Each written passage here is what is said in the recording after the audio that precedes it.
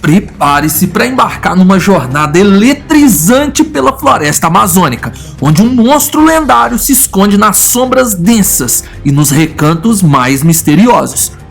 Quando uma lenda indígena antiga e relatos modernos se cruzam, pode ser a comprovação que talvez a humanidade não conheça todos os seres que compartilham esse planeta conosco.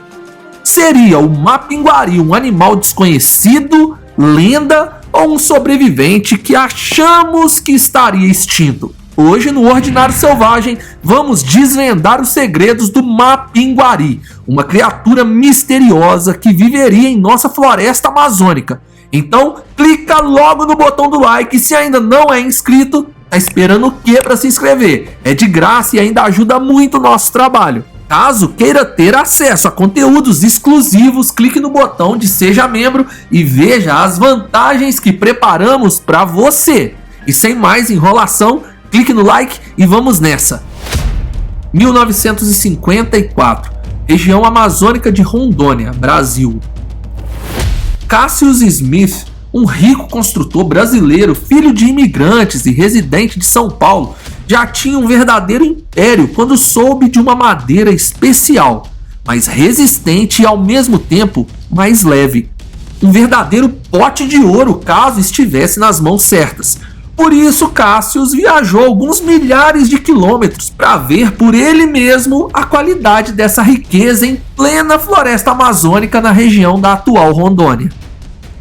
Cassius, aos seus 38 anos, encontrou a madeira e negociou a extração de boa parte dela com os índios, mas recebeu o seguinte aviso: avise seus homens que as trilhas que possuírem árvores quebradas e vegetação pisoteada é território do Mapinguari, e o melhor a se fazer é ficar longe, ou esse animal pode tirar sua vida. Os planos de Cássio da extração de tal madeira nunca foram para frente, pois infelizmente ele faleceu na viagem de volta para São Paulo, em decorrência da febre amarela que teria pego quando estava na mata amazônica. Mas a existência do Mapinguari foi levada pelos homens que o acompanharam nessa viagem até alguns jornais da época. Então ficou a pergunta: qual animal seria capaz de deixar um rastro de árvores quebradas e vegetação pisoteada por onde passasse? Ele teria que ser realmente grande para isso, ou ele usaria artifícios desconhecidos para a sociedade da época? Imagine uma besta colossal, cujo odor fétido penetra até mesmo nos aromas mais intensos da floresta. Sem predadores conhecidos, o Mapinguari poderia reinar absoluto como um guardião feroz que pune aqueles que ousam desrespeitar o seu santuário natural. Este ser integra as lendas dos povos indígenas amazônicos nas regiões do Brasil, Peru e Bolívia. Apesar desses povos estarem em localidades diferentes da mata e nunca terem tido contato, eles descrevem um mesmo animal que moraria na floresta amazônica.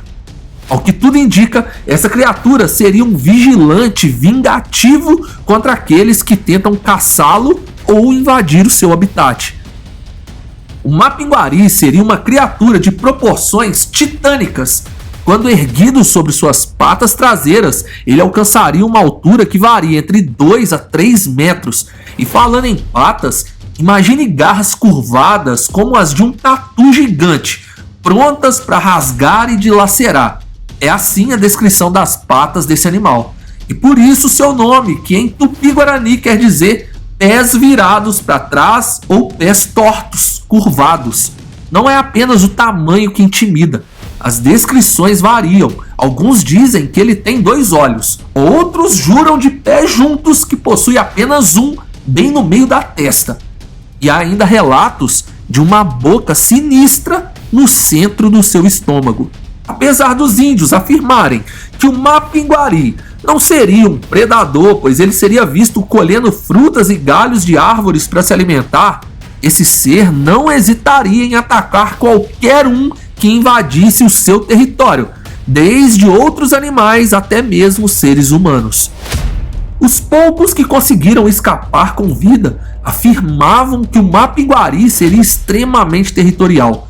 Na década de 50, Os relatos sobre esse animal desconhecido cresceram e até os anos 70, mais ou menos, muitos caçadores foram atrás dele, mas nenhum retornou para contar sobre o monstro.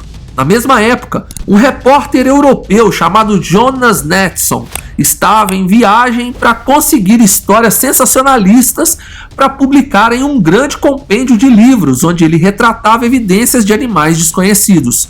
A sua primeira viagem foi ao Peru, e ao passar um tempo em tribos indígenas peruanas na região amazônica, o repórter coletou relatos de um grupo de índios que, ao entrar na mata para caçar, se depararam com Mapiguari, e dos 8 homens que cruzaram o caminho daquela fera, apenas 5 voltaram. 3 deles foram abatidos pela criatura.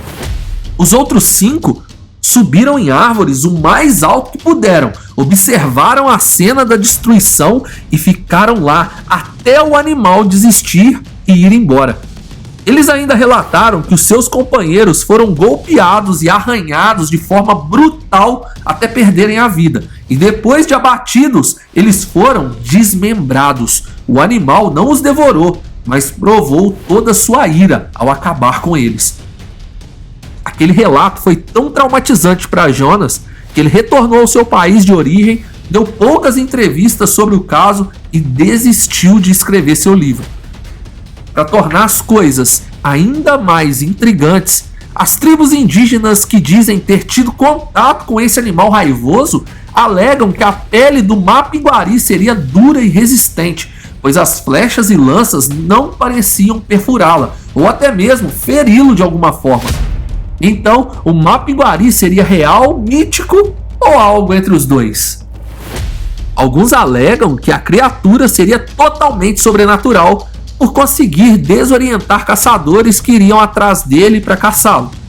Os índios acreditam que ele seja um animal feroz e dizem que o Mapiguari exala um cheiro tão fétido que mesmo se alguém conseguir abatê-lo, não conseguiria carregar seu corpo, porque o cheiro é insuportável. As primeiras histórias sobre o Mapiguari no Brasil vêm dos povos indígenas da bacia amazônica na virada do século XIX para o século XX, que é também a mesma época do ciclo da borracha aqui em nosso país. Ou seja, com muitos homens da cidade indo até a floresta para extrair látex, eles tiveram contato com tribos indígenas e o folclore e também contos que elas carregavam vieram à tona e se popularizaram na civilização.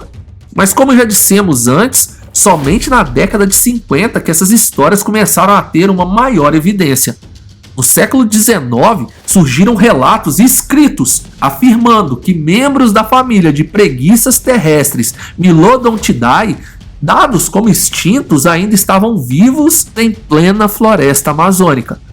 O paleontólogo argentino Florentino Ameghino chegou a declarar publicamente que acreditava que essas preguiças gigantes ainda habitavam não só a Amazônia, mas também a região da Patagônia argentina e chilena. A teoria de que o Mapiguari seria uma preguiça terrestre explicaria muita coisa, porém não tudo. Mas vejamos o que isso conseguiria esclarecer. Se o Mapiguari for um tipo de preguiça gigante que sobreviveu ao longo das eras, o tamanho, pelagem espessa e alimentação à base de frutas e galhos, ok, batem com a descrição desse animal. A questão dos olhos também pode ser explicada, pois preguiças gigantes tinham os olhos nas laterais do rosto. Então, dependendo do ângulo que fossem avistadas, poderiam sim confundir-se com um animal que possui apenas um olho e não 2.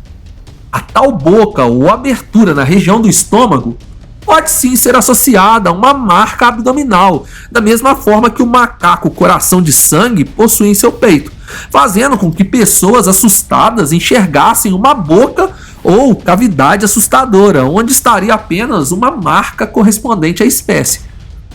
O fato de inúmeros caçadores não retornarem da selva e terem seu desaparecimento ligados ao Mapiguari, seja por abate ou desorientação que tal animal produziria, também pode ser justificado pelo fato que a floresta amazônica é densa, fazendo com que a consequência de se perder seja quase inevitável, né?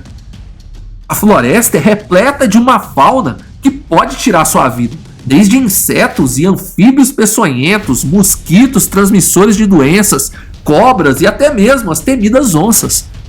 Mas o comportamento raivoso e extremamente territorial descrito nos relatos a ponto de desmembrar humanos e uma pele impenetrável a flechas e lanças ainda permanece sem explicação. Alguns entusiastas do assunto acreditam piamente que o Mapinguari não é nenhum remanescente pré-histórico, mas sim um primata não catalogado, talvez a nossa versão do pé grande. Isso explicaria toda a descrição física e comportamental da criatura com base nas lendas indígenas e relatos, com exceção dos olhos, pois primatas possuem olhos na frente do rosto, tornando quase impossível confundir essas características físicas com um animal que algumas vezes foi declarado sendo um cíclope, ou seja, possuir apenas um olho. Em uma das expedições modernas para tentar coletar provas da existência da criatura, foi coletada uma amostra de fezes totalmente estranha na aparência. Análises de DNA, na verdade, revelaram o verdadeiro dono da matéria fecal, um tamanduá arborícola. A ciência ainda não conseguiu explicar centenas de anos de narrativas sobre um monstro enorme que vive no interior da maior floresta do mundo. As linhas entre criatura sobrenatural, animal extinto ou desconhecido ou um simples conto de folclore quase que se entrelaçam e talvez demore ainda muitos anos para nós descobrirmos toda a verdade por trás do Mapinguari. Me conta aqui nos comentários o que você pensa disso e, por favor, clique no like e considere se inscrever aqui no canal. Obrigado por assistir, fui!